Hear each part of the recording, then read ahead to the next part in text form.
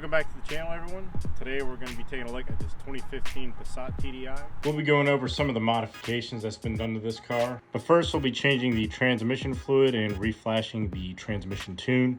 Been having a couple issues out of it, so we're going to start from scratch there. We'll also get some driving and exhaust clips for you guys. We got our hot air intake here, but that doesn't really matter because the intercooler. Hey, blows cold air through this. Oh yeah. Just straight through. Yeah, that's good. Just waiting for the comments about this thing. Oh, there's gonna be plenty. I'm telling you right now. We also got the good old catch can here. It's the ProVent 100, 150. So what's interesting about these newer TDIs is they actually have a water to air intercooler. And we have the world's wonderful CP4 pump here. And back here we have, what turbo is this? It's a GT 1456. GTD 1456 VK. Using the newer turbos, a little bit more efficient. Lower boost, higher flow, more horsepower. All the things we love. Yes. Less back pressure. X-Men rates it at 220 to 240 brake horsepower. That's kind of where I wanted to stop because otherwise I have to get a new manifold, like a 2-bent manifold from Dark Side. So this is just a drop-in replacement for the stock turbo. Might have to go tubular here in the future, my guy. With a little CP3 conversion. Got some squirrels living in here. All right, so we're gonna see how much oil the old catch can caught after about 2,000 miles. Not too shabby. Wow! Would you look at that? It's the Corolla. Just look at it. Wow! She is alive. Wow! Could be yours for the low price of $10,000. No low balls. We know what we got. All right, so we'll pop this here drain plug loose, see what we got going on. Hopefully it's not too sludgy. Ooh, that's not bad.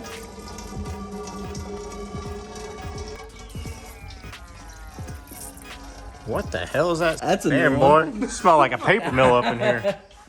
I haven't heard that before. Sounds like Al after a night out. Easy. And that's the first drain plug. Time for drain plug number 2. Yeah, these things have 2 drain plugs for anyone that's curious. It's kind of an interesting thing here. It's actually a fluid level indicator and a drain plug in one. So when that's in there, when you fill it up, the fluid only fills up to here and will pour back. Does this not smell like celery? It does smell like celery. Put some ranch on there. Last time this was done, it was done by a professional. You saying we aren't? Definitely not. I don't know what we are. Or something. We are something. We're doing our best. So the filter is at the top in the engine bay. So I'm gonna lower this thing down, get to the filter, swap it out. What you got over here with the filter? Oh, this is some good old liquid moly. The best of the best. There ain't nothing in here. What are they selling? Chocolate. You can get the starter on this pretty easy. It's right there. I gotta take the battery out. Take out the battery tray. If you want to keep any of your settings, typically you can pop this fuse box and get a jumper pack because the positive's sitting right underneath here and you can ground it. I don't really give a shit about my settings, so we're not gonna do that. Watch your profanity. Ta-da. Where's the new one at? Celery. Celery. Comparison, side by side.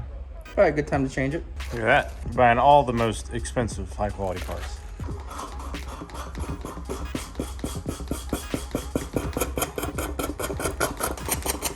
Oh. Ew. That stuff looks nasty. And then that. Right there. Important thing is getting that new O-ring on there. You don't need torque specs. It's all right. Yeah. Sounds good. Perfecto. Assemble everything like you did was we're doing.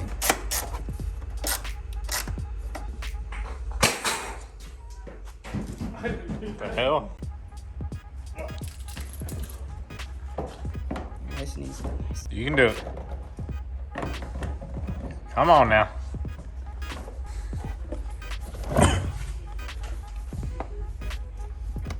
So the intake back on, and then start the relearning process for the transmission. You got some schmee in there? There's some dirt in there.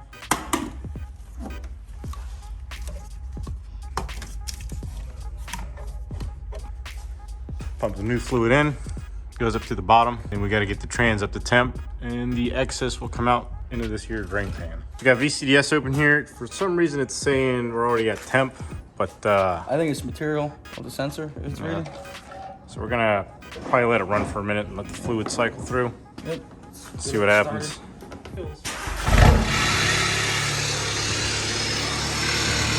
Very nice. All right, we'll let it sit for a minute, and we'll get back to it.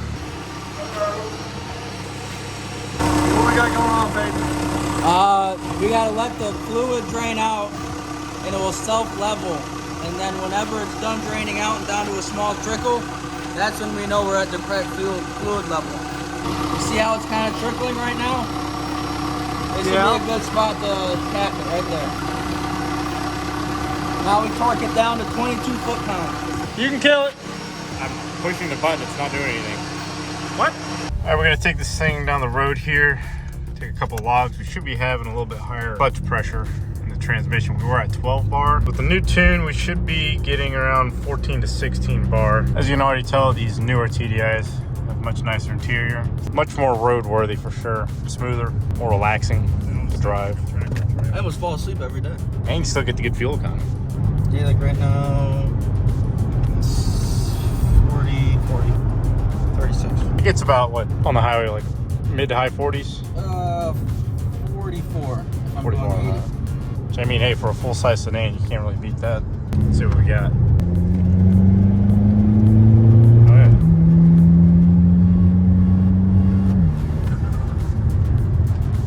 It's just a lot harder, for sure. Oh yeah, it's a night and day difference.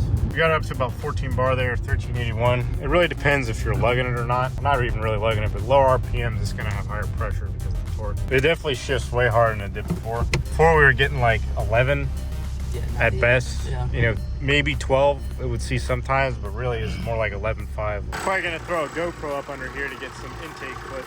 We got the GoPro in the engine bay. We're gonna see how it sounds. That don't put a smile on your face.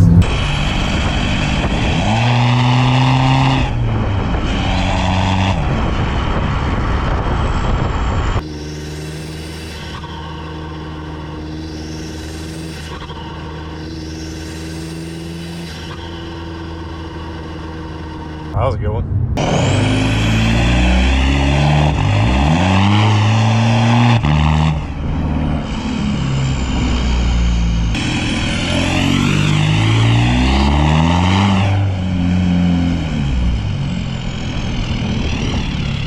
Do a little pull here.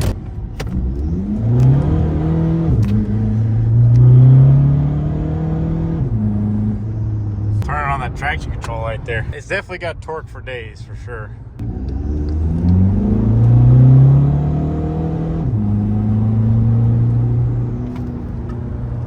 Very nice. This is a noise-happy daily driver. Yeah. You can't say it's fast. It's faster than a Prius, but it gets good fuel economy. I'd say it's quicker than your average car. I mean, it's no rocket ship, but it's a good daily. It's got good fuel economy, and it makes some pretty awesome sounds. All right, guys, this is all we have for this video. We'll see you in the next one.